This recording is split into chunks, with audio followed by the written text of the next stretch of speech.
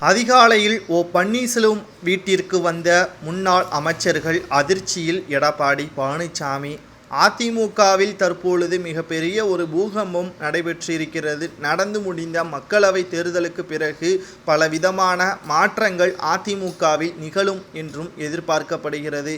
தமிழகம் மற்றும் புதுச்சேரியில் நடந்த மக்களவை தேர்தலில் 40 தொகுதிகளில் அதிமுக மிகப்பெரிய ஒரு தோல்வியை தழுவும் என்றும் இதன் மூலமாக 2026 சட்டமன்ற தேர்தலில் கூட ஆட்சியை கைப்பற்ற முடியாமல் 3வது கட்சியாக மாறுவதற்கு கூட வாய்ப்புகள் இருப்பதாக நேற்றே சசிகலா அவர்கள் கூறியிருந்தார். இதன் மூலமாகத்தான் எடப்பாடி சரி, ஓபிஎஸும் சரி, டிடிவி தினகரனும் சரி, மூவரும் ஒன்றாக இணைந்து அதிமுகவை வழிநடத்தினால் மட்டும்தான் அதிமுக மிகப்பெரிய ஒரு வாக்கு வித்தியாசத்தில் வெற்றியடையும், அதுவே அதிமுகவின் தொண்டர்களுக்கு பயனளிக்கும் என்றும் சசிகலா அவர்கள் நேற்று ஒரு பதிவு ஒன்றை செய்திருந்தார்.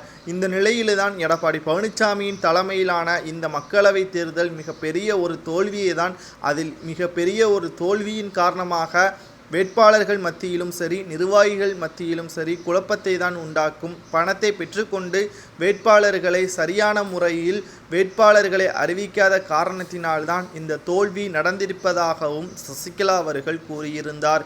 இந்த முறை பன்னீர்செல்வம் அவர்கள் அதிமுகவில் தலைமை ஏற்றிருந்தாரோ அல்லது அதிமுகவில் முக்கியமான பதவியில் வகித்திருந்தாலோ அவர் நிச்சயமாக பல வேட்பாளர்களை, தகுதியானவர்களை அந்தந்த தொகுதியில் வெற்றி பெற வைத்திருப்பார் என்றும், தேர்தலுக்கு பிந்தைய கருத்து கணிப்பில் அதிமுக மிகப்பெரிய ஒரு தோல்வியை தழுவினால் அதற்கு முழுக்க எடப்பாடி பழனிசாமி தான் காரணமாக இருக்கும் என்று சசிகலா அவர்கள் கூறியிருப்பது மிகப்பெரிய ஒரு பதட்டத்தை அதிமுகவில் நேற்று மாலை முதலே சூழ்ந்து கொண்டு விட்டது. இன்று அதிகாலையில் பன்னீர்செல்வம் அவர்களிடமே இணைந்து விடலாம், ராமநாதபுரத்தில் பெரும்பான்மையான வாக்கு வித்தியாசத்தில் ஓபிஎஸ் அவர்கள் வெற்றியடைந்தால் நேரடியாக ராமநாதபுரம் எம்பியாக தேர்வு செய்வார், அதற்கு பிறகு மத்திய இணை அமைச்சராக கூட பொறுப்பேற்பதற்கு வாய்ப்புகள் அதிகமாகவே இருக்கிறது.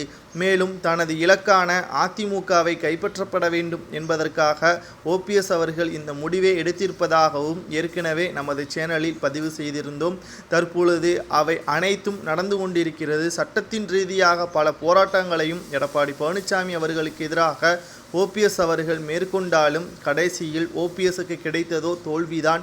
ஆனால் நேரடியாக மக்கள் மத்தியிலே தனது குறைகளை கூறும் விதமாகத்தான் இந்த மக்களவைத் தேர்தலில் ராமநாதபுரத்தில் சந்தித்திருக்கிறார் ஓபிஎஸ் அவர்கள். அதற்கு பதிலளிக்கும் விதமாக வெற்றியையும் மக்கள் கொடுத்துள்ளதாகவும் அது ஜூன் 4ஆம் தேதி வெளியிடப்படும் என்றும் ஓபிஎஸ் அவர்கள் கூறியுள்ள நிலையில்